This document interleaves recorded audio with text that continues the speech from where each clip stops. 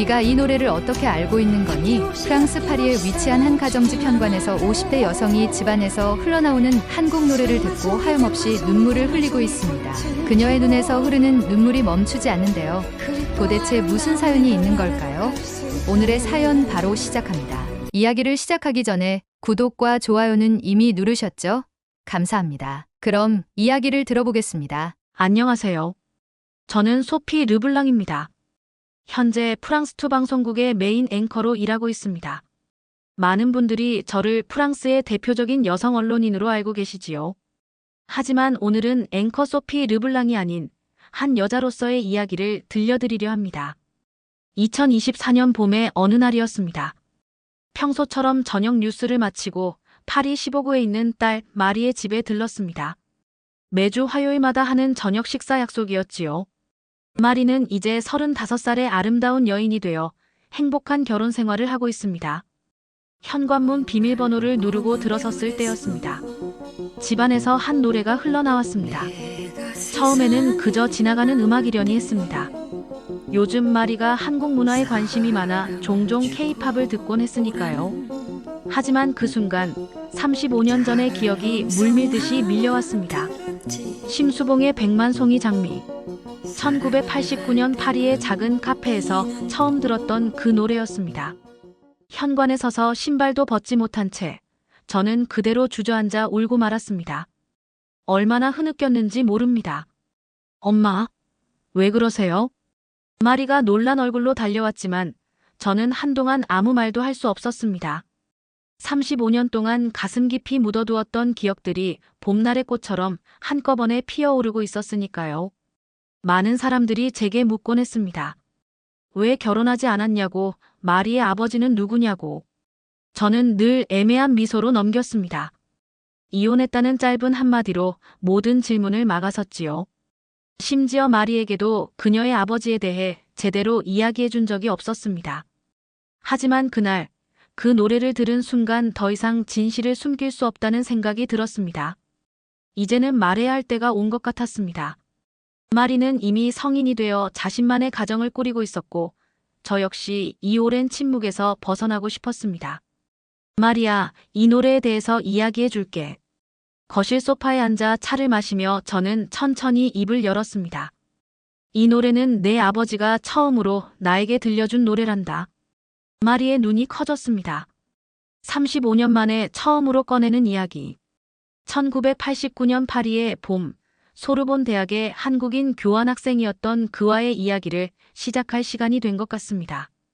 백만송이 장미라는 노래는 우리의 첫 만남을 이어준 달이었고 35년이 지난 지금 다시 한번 우리를 이어주게 될 운명의 다리가 되었습니다. 이제 그때로 돌아가 1989년의 파리, 그 찬란했던 봄날에서 이야기를 시작해보려 합니다. 저희 아버지는 프랑스에서 가장 오래된 와인 수출 회사 중 하나를 운영하셨습니다. 르블랑 와인하우스는 18세기부터 이어져 온 가문의 자랑이었지요. 샹젤리제 거리에서 가장 아름다운 건물 중 하나로 꼽히는 저택에서 자란 저는 그야말로 파리의 상류층 귀족이었습니다. 어린 시절의 제 일상은 마치 동화 속 이야기 같았습니다. 매일 아침 전용 운전기사의 차를 타고 명문 사립학교를 다녔고 주말이면 베르사유 궁전 근처의 승마 클럽에서 말을 탔지요. 저녁 식사는 늘 정찬으로 차려졌고 식탁에는 언제나 아버지가 직접 고른 최고급 와인이 올랐습니다. 특히 아버지는 와인에 대한 자부심이 대단하셨습니다. 소피, 와인은 단순한 술이 아니란다. 그것은 우리 프랑스의 혼이자 우리 가문의 긍지지. 어릴 적 저는 그런 아버지의 말씀을 잘 이해하지 못했습니다. 하지만 지금 생각해보면 그때 이미 아버지의 말씀 속에는 불안과 조급함이 깃들어 있었던 것 같습니다. 1980년대 후반, 세계 와인 시장은 급격한 변화를 맞이하고 있었습니다. 미국의 캘리포니아 와인이 세계 시장을 장악하기 시작했고 칠레와 호주의 저렴한 와인들이 유럽 시장을 위협하고 있었지요. 특히 일본의 경제 버블로 인해 고급 와인 시장이 요동치면서 많은 전통 있는 와인 하우스들이 흔들리기 시작했습니다. 아버지는 이 위기를 타개하기 위해 과감한 투자를 결정하셨습니다. 일본 시장을 겨냥한 프리미엄 와인 사업이었지요. 당시 일본은 경제 호황기를 맞아 샤토 라피트와 같은 최고급 와인을 천문학적인 가격에 사들이고 있었습니다. 아버지는 여기서 기회를 보신 거죠. 하지만 운명은 냉혹했습니다. 1989년 초 일본의 버블 경제가 붕괴하기 시작했고 고급 와인 시장은 순식간에 얼어붙었습니다. 수십억 프랑을 투자한 프리미엄 와인들은 창고에서 먼지만 쌓여갔고 회사는 급격한 자금난에 시달리기 시작했습니다. 그해 3월의 어느 날 아버지는 파산을 선언하셨습니다. 200년 넘게 이어온 가업이 하루아침에 무너진 것입니다. 샹젤리제의 저택은 은행에 넘어갔고 우리 가족은 파리 외곽의 작은 아파트로 이사해야 했습니다. 어머니는 이 충격을 견디지 못하고 우울증에 빠지셨습니다. 늘 우아하고 활기찼던 어머니는 온종일 창밖만 바라보시며 한숨을 쉬었지요. 아버지는 매일 위스키를 마시며 자책하셨고 저는 그런 부모님을 바라보며 무언가를 해야 한다고 생각했습니다.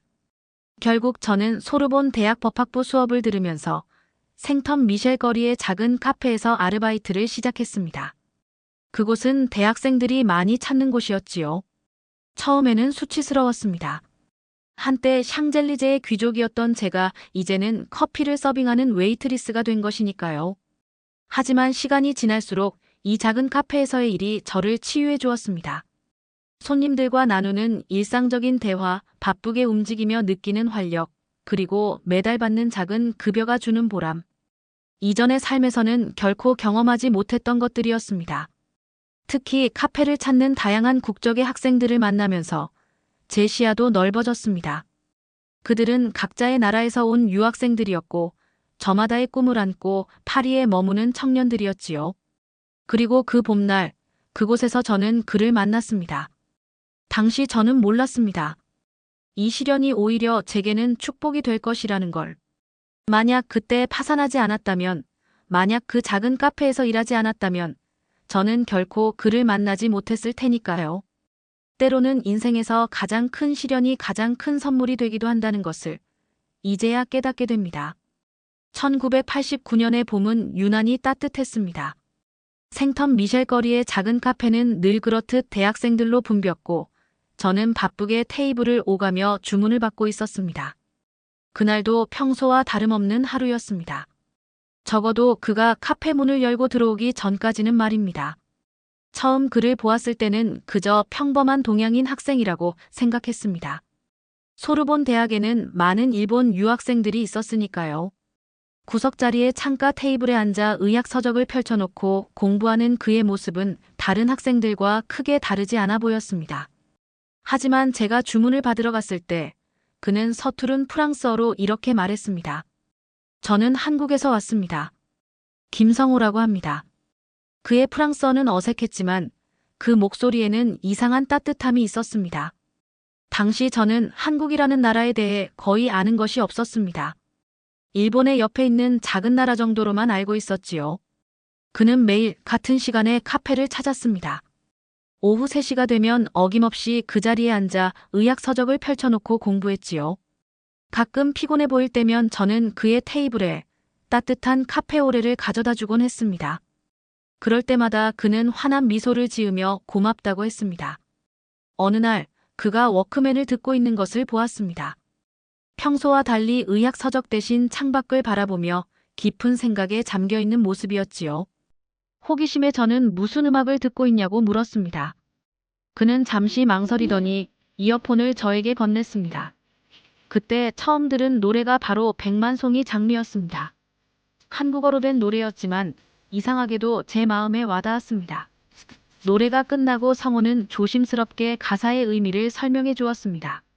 사랑하는 사람을 위해 백만송이의 장미를 피우고 싶다는 그 순수하고도 절실한 마음을 그의 서툰 프랑스어로 전해들은 그 이야기는 지금도 제 가슴 한켠에 선명하게 남아 있습니다. 그날 이후 우리는 조금씩 가까워졌습니다.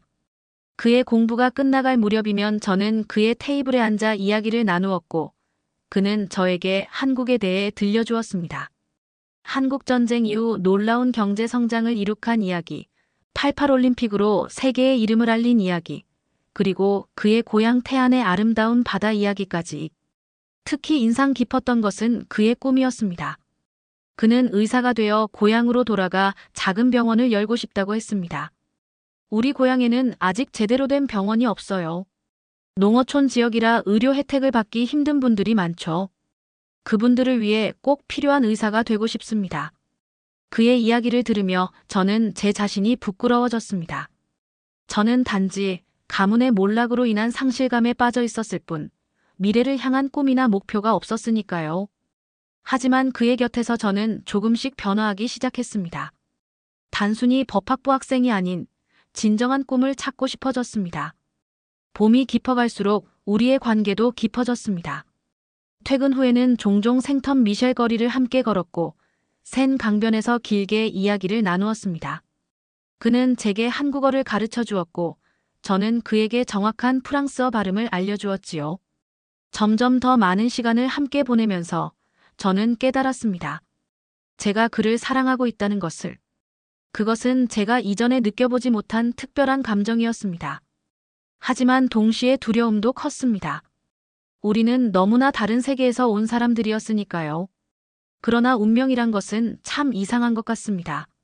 제가 깊이 사랑했던 모든 것을 잃었을 때 전혀 예상치 못한 곳에서 새로운 사랑이 시작되었으니까요.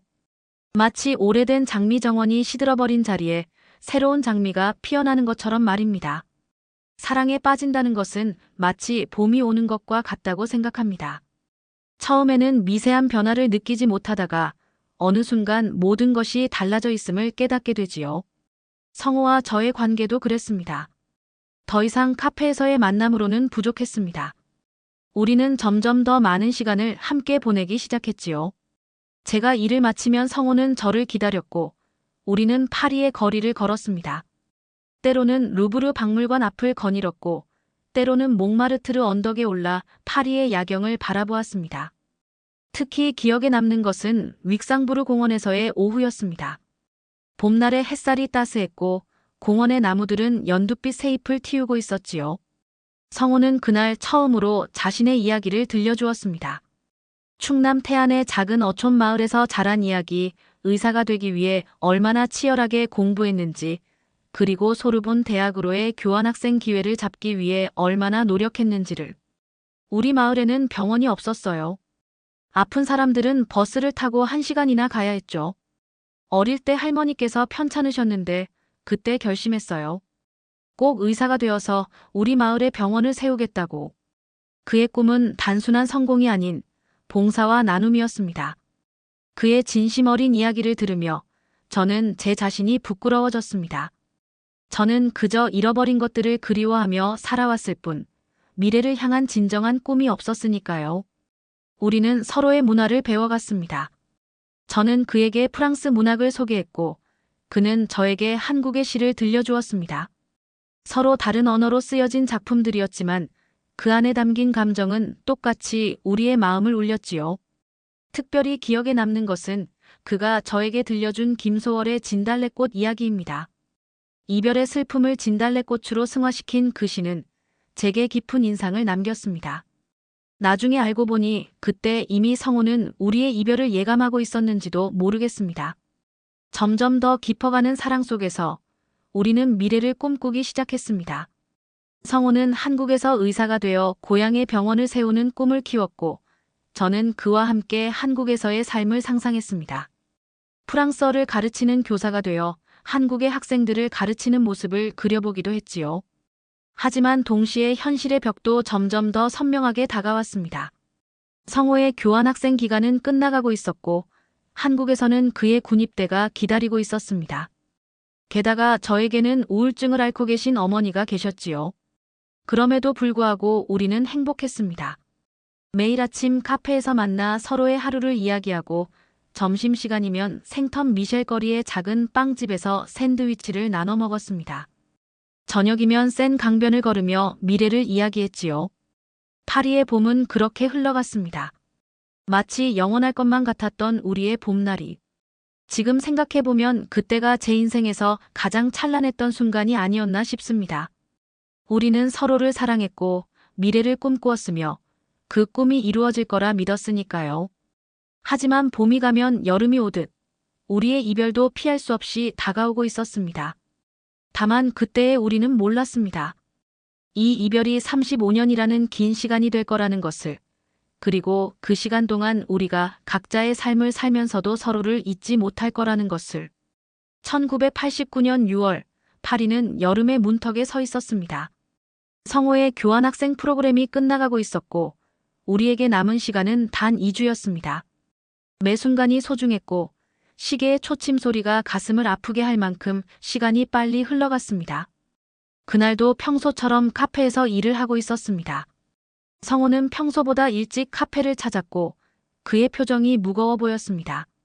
퇴근 후 함께 걸었던 센 강변에서 그가 입을 열었습니다. 소피, 한국에서 편지가 왔어요. 군입대 통지서예요. 잠시 침묵이 흘렀습니다. 우리는 이미 알고 있었습니다. 한국의 모든 젊은이들이 그러하듯 성호도 군대에 가야 한다는 것을. 하지만 막상 그 현실이 눈앞에 닥치니 숨이 막히는 듯 했습니다. 3년이에요. 군의관으로 복무하게 됐어요. 일반 사병보다는 긴 기간이지만 의사로서의 경험을 쌓을 수 있어요. 성호의 말에는 흔들림이 없었습니다. 그의 꿈은 여전히 선명했고 그 꿈을 향한 걸음은 확고했습니다. 하지만 저는 달랐습니다. 제 마음은 폭풍우 치는 바다처럼 흔들렸습니다. 저도 한국에 갈 수 있어요. 프랑스어를 가르치면서. 하지만 말을 끝맺기도 전에 저는 알았습니다. 그것이 불가능하다는 것을. 어머니의 우울증은 점점 더 깊어지고 있었고 아버지는 여전히 술에 의존한 채 살아가고 계셨습니다. 제가 이 시기에 프랑스를 떠난다는 것은 상상조차 할 수 없는 일이었습니다. 성호도 알고 있었을 것입니다. 하지만 그는 끝까지 저의 제안을 진지하게 들어주었습니다. 그리고 마지막 날이 왔습니다. 샤를 드골 공항으로 가는 길은 유난히도 길게 느껴졌습니다. 우리는 많은 이야기를 하지 않았습니다. 할 수 있는 모든 이야기는 이미 다 했다고 생각했으니까요. 하지만 지금 생각해보면 정작 가장 중요한 말들은 하지 못했던 것 같습니다. 공항 로비에서 성호는 마지막 선물을 꺼냈습니다.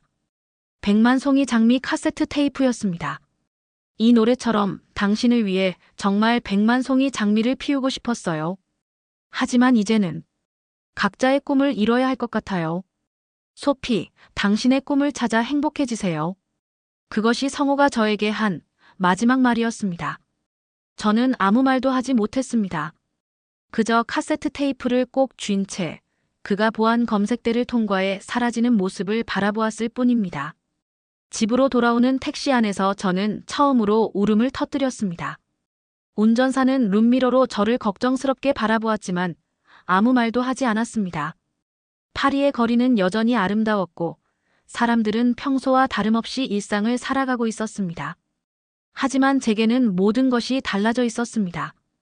귀가하자마자 저는 성호가 준 카세트 테이프를 재생했습니다. 심수봉의 목소리가 흘러나왔고 비록 가사는 알아들을 수 없었지만 그 애절한 감정은 고스란히 전해져 왔습니다. 그제서야 저는 깨달았습니다. 이것이 진정한 이별이라는 것을. 그날 이후로 저는 100만 송이 장미를 다시 듣지 않았습니다. 그 노래는 제 서랍 속 깊이 묻어두었고 성호와의 추억도 그렇게 가슴 한켠에 묻어두었습니다. 하지만 가끔 봄날 꽃이 필 때면 저도 모르게 그 노래를 흥얼거리고 있는 제 자신을 발견하곤 했습니다. 어쩌면 우리의 사랑은 그렇게 끝나야 했는지도 모릅니다. 각자의 자리에서 각자의 꿈을 이루기 위해 걸어가야 했으니까요. 하지만 이제 와 생각해보면 그때 우리가 조금 더 용기를 내지 못한 것이 후회됩니다. 35년이라는 긴 시간이 흐른 지금에서야 저는 그 선택이 얼마나 아쉬웠는지를 온전히 깨닫게 되었습니다. 시간은 참 이상한 것 같습니다. 때로는 한없이 느리게 흐르다가도 어느 순간 뒤돌아보면 너무나 빨리 지나가 버린 것을 발견하게 되지요. 성호와 헤어진 후에 35년도 그랬습니다. 처음 몇 달은 정말 힘들었습니다. 매일 아침 카페에서 일하며 그가 항상 앉던 자리를 바라보았고 퇴근 후에는 우리가 함께 걸었던 센 강변을 혼자 걸었습니다. 하지만 삶은 계속되어야 했고 저는 앞으로 나아가야만 했습니다. 그해 가을 저는 우연한 기회로 지역방송국의 인턴 기자가 되었습니다. 법학부 수업에서 만난 교수님의 추천이었습니다. 처음에는 단순한 업무만 하는 인턴이었지만 점차 현장 취재도 나가게 되었고 리포터로서의 재능을 발견하게 되었습니다. 방송 일을 시작하면서 저는 처음으로 제 자신의 꿈을 찾았습니다. 성우가 의사가 되어 사람들을 돕고 싶어 했던 것처럼 저는 언론인으로서 진실을 전하고 사회의 약자들의 목소리를 대변하고 싶었습니다. 그렇게 저는 점점 성장했고 마침내 프랑스2의 앵커가 되었습니다. 어머니의 우울증도 조금씩 나아졌고 아버지도 술을 끊으셨습니다. 부모님은 제가 TV에 나오는 모습을 보시며 자부심을 느끼셨고 저는 그런 부모님을 보며 위안을 얻었습니다. 하지만 제 마음 한켠에는 늘 빈자리가 있었습니다. 마리가 태어난 것은 성우가 떠나고 그 다음에 봄이었습니다. 홀로 아이를 키우는 것이 쉽지는 않았지만 마리는 제게 가장 큰 기쁨이자 삶의 이유가 되었습니다. 가끔 마리가 웃을 때면 성우의 모습이 겹쳐 보일 때가 있었습니다. 그럴 때마다 저는 마음 한켠이 아려왔지만 동시에 감사했습니다. 시간이 흐르면서 세상은 빠르게 변해갔습니다. 특히 한국은 놀라운 속도로 발전했습니다.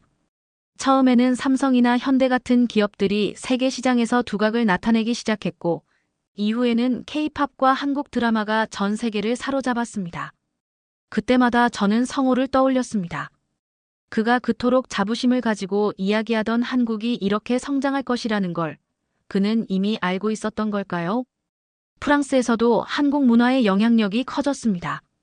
파리의 거리에서 한국 음식점을 발견하는 것이 더 이상 특별한 일이 아니었고 젊은이들 사이에서는 K-팝이 대세가 되었습니다. 저는 뉴스에서 한국 관련 소식을 전할 때마다 가슴이 뛰었습니다. 가끔은 인터넷으로 태안을 검색해 보기도 했습니다.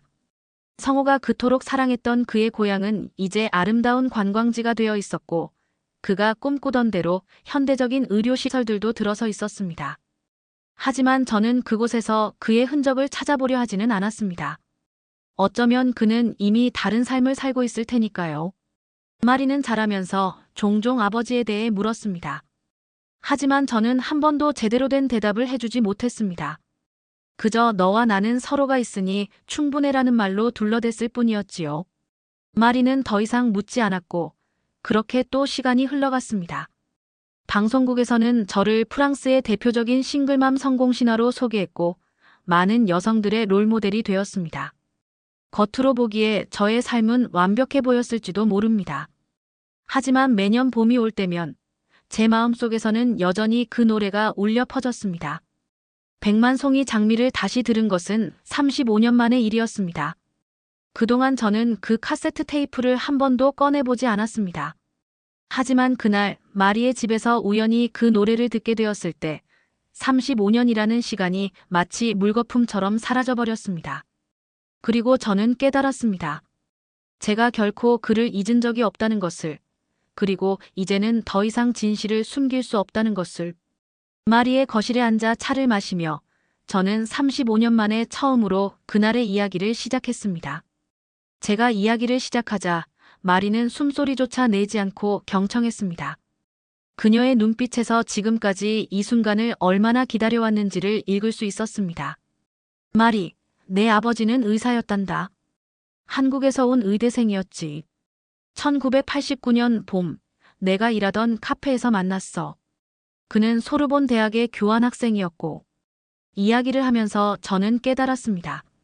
제가 얼마나 많은 기억을 생생하게 간직하고 있었는지를. 성호의 미소, 그의 목소리, 우리가 함께 걸었던 파리의 거리들, 그가 들려주었던 한국 이야기들까지. 마치 어제의 일처럼 선명했습니다. 엄마, 그동안 왜 말씀해 주시지 않으셨어요? 마리의 물음에 저는 잠시 말을 잇지 못했습니다. 왜였을까요? 너무 아팠기 때문일까요? 아니면 그 기억이 너무 소중해서 혼자만의 비밀로 간직하고 싶었던 걸까요? 아마도 두려웠던 것 같구나. 내가 알게 되면 모든 것이 변할 것 같았어. 그리고 어쩌면 나 자신과도 마주하고 싶지 않았는지도 모르겠다.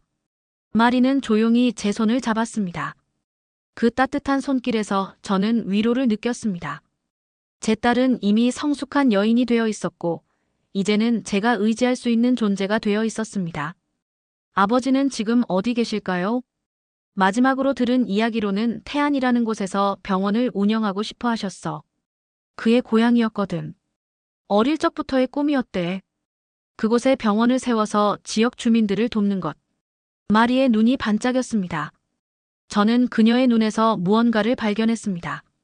그것은 단순한 호기심이 아닌 결심이었습니다. 엄마, 우리 찾아가 봐요. 아버지를. 제 아버지를 만나러 가요. 순간 가슴이 떨렸습니다. 35년 동안 한 번도 시도하지 않았던 일이었습니다. 하지만 마리의 말은 계속되었습니다. 지금 한국은 정말 찾기 쉬워졌어요. 인터넷으로 모든 게 가능하고 태안이라는 지역도 금방 찾을 수 있을 거예요. 거기에 있는 병원들도 검색할 수 있고. 엄마, 이제는 찾아볼 때가 되지 않았나요? 마리의 말은 계속되었습니다. 그녀는 이미 한국에 대해 많은 것을 알고 있었습니다. K-팝과 한국 드라마를 통해 한국 문화에 매료되어 있었고, 심지어 기초적인 한국어도 공부하고 있었다고 했습니다. 사실 저는 늘 알고 있었어요. 제가 반이 한국인이라는 걸요. 거울을 볼 때마다 느꼈거든요. 그래서 자연스럽게 한국 문화에 관심을 갖게 된 것 같아요. 마리의 고백에 저는 눈물이 났습니다. 제 딸은 이미 스스로 자신의 뿌리를 찾아가고 있었던 것입니다. 그리고 이제는 저를 이끌어 그 여정에 동참하게 만들고 있었습니다. 시간이 많이 흘렀지만 아버지의 꿈이 이루어졌다면 아마도 태안에서 찾을 수 있을 거예요. 고향에 병원을 세우는 게 꿈이었다고 하셨잖아요. 마리의 말에는 확신이 담겨 있었습니다. 그리고 그 확신은 저에게도 전해졌습니다. 이제는 정말 때가 된 것일까요? 35년이라는 긴 시간이 흐른 지금, 우리는 다시 그를 찾아 나서도 될까요? 창밖으로 파리의 봄날이 보였습니다. 35년 전 그날처럼 따스한 봄날이었습니다. 그리고 저는 결심했습니다. 이제는 더 이상 도망치지 않기로. 우리의 이야기를 마리와 함께 완성하기로. 그래, 찾아가 보자. 내 아버지를. 우리 함께 찾아가 보자. 마리는 환하게 웃었습니다. 그 미소는 마치 35년 전 성호의 미소를 보는 것 같았습니다. 이제 우리는 새로운 여정을 시작하려 합니다. 파리에서 태안으로 35년의 시간을 뛰어넘어 우리는 그를 찾아 나설 것입니다. 2024년 4월, 우리는 인천국제공항에 도착했습니다. 35년 전 성호가 떠났던 샤를 드골 공항과는 비교도 할 수 없을 만큼 현대적이고 웅장한 공항이었습니다. 입국장을 빠져나오는 동안 저는 이상한 기분을 느꼈습니다. 마치 시간 여행을 하는 것 같았지요. 처음 한국에 발을 디뎠을 때의 감정을 어떻게 설명해야 할까요? 낯섦과 친숙함이 기묘하게 뒤섞인 느낌이었습니다. 공항에서 우리를 맞이한 것은 한국어와 영어가 뒤섞인 안내방송이었고, 저는 그 속에서 어렴풋이 성호가 가르쳐준 한국어 단어들을 알아들을 수 있었습니다.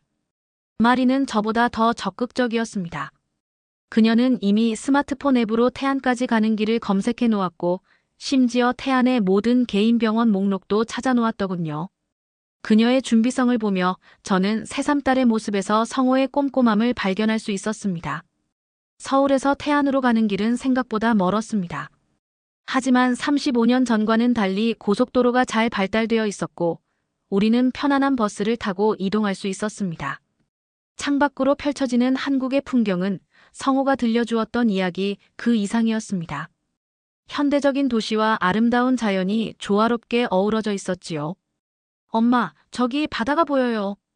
태안에 가까워질수록 마리의 목소리에는 설렘이 가득했습니다. 창 너머로 보이는 서해안의 푸른 바다는 성호가 그토록 그리워하던 바로 그 바다였습니다. 그는 종종 이 바다에 대해 이야기했었지요. 어린 시절 해변에서 놀던 추억, 일몰이 특히 아름답다는 이야기들을. 태안에 도착했을 때는 이미 오후였습니다. 우리는 먼저 작은 숙소에 짐을 풀었습니다. 방에서 보이는 바다는 믿을 수 없을 만큼 아름다웠습니다. 마리는 창가에 서서 오랫동안 바다를 바라보았습니다. 이곳이 아버지의 고향이군요. 이런 아름다운 곳에서 자라셨다니. 숙소에서 잠시 휴식을 취한 후 우리는 본격적인 수소문을 시작했습니다. 마리가 미리 찾아놓은 병원 목록을 들고 태안 읍내를 돌아다니기 시작했습니다.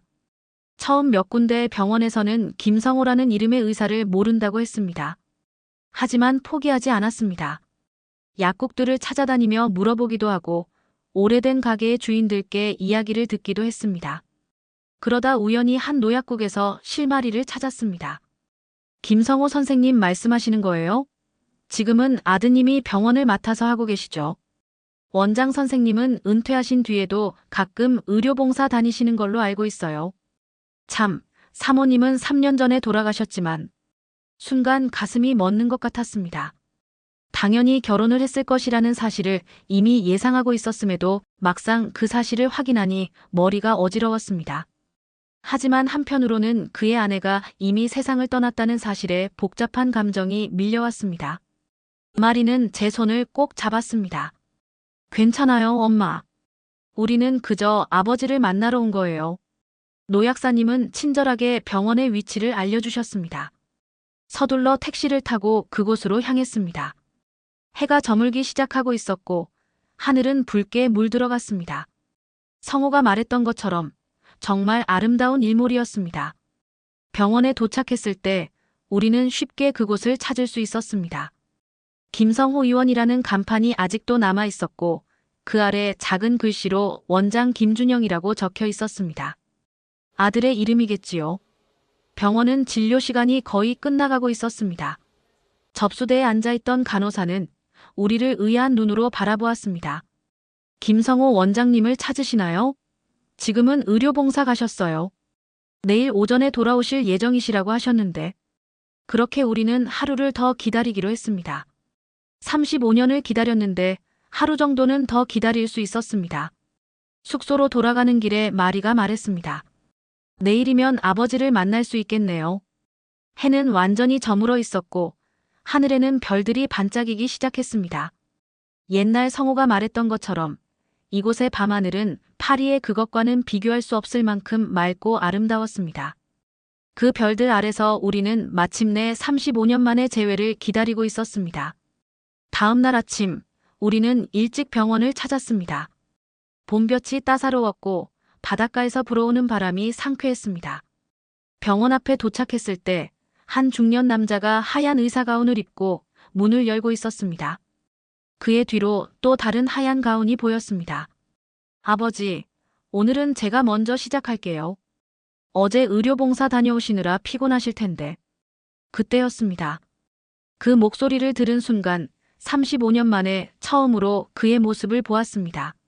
성호의 머리는 희끗희끗 센 머리가 되어 있었지만 그 눈빛만은 여전히 그대로였습니다. 잠시 그 자리에 얼어붙은 듯 서 있던 그가 천천히 입을 열었습니다. 소피. 시간이 멈춘 것 같았습니다. 봄바람이 불어오고 새들이 지저귀고 멀리서 파도 소리가 들려왔지만 우리에게는 아무것도 들리지 않았습니다. 마리가 앞으로 나섰습니다. 아버지.